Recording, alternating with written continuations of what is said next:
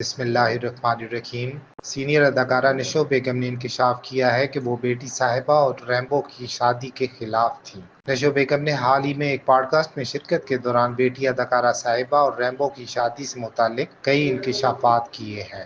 اداکارہ نے بتایا کہ بیٹی صاحبہ نے انڈسٹری میں کام کرنے کے لیے بہت ضد کی تھی اور یہاں تک بلیک میل کیا تھا کہ اگر فلموں میں کام کرنے کی اجازت نہ ملی تو وہ اپنی جان لے لے گی۔ اس پر انہوں نے اور ان کے دوسرے شوہر نے صاحبہ کو فلموں میں کام کرنے کی اجازت دے دی۔ ان کے دوسرے شوہر کا کہنا تھا کہ جب صاحبہ فلموں میں کام کرنے جائے گی تو اس کے ساتھ سیکورٹی گارڈز بھیجے جائیں گے تاکہ اس کی حفاظت ہو سکے، لیکن اس کے باوجود ریمبو اسے لے گیا۔ نشو بیگم نے بتایا کہ وہ ریمبو اور صاحبہ کی شادی کے خلاف اس لیے تھی کیونکہ صاحبہ نے فلموں میں کام کرنے کے لیے بلیک میل کر کے اجازت لی تھی، لیکن ریمبو سے ملاقات کے بعد اس نے شادی کی ضد پکڑ لی اور فلموں سے کنارہ کشی اختیار کرنے کا فیصلہ کر لیا۔ اس موقع پر انہوں نے بیٹی سے کہا کہ جو پروجیکٹس شروع کر چکی ہو انہیں مکمل کر لو تاکہ ہر جانہ ادا نہ کرنا پڑے اور ساکھ بھی متاثر نہ ہو۔ تاہم بڑی مشکل سے صاحبہ فلموں کی شوٹنگ مکمل کرنے پر راضی ہوئی۔ ان کا کہنا تھا کہ ریمبو سے شادی کرنا صاحبہ کا جنون تھا جس کے آگے بالآخر انہیں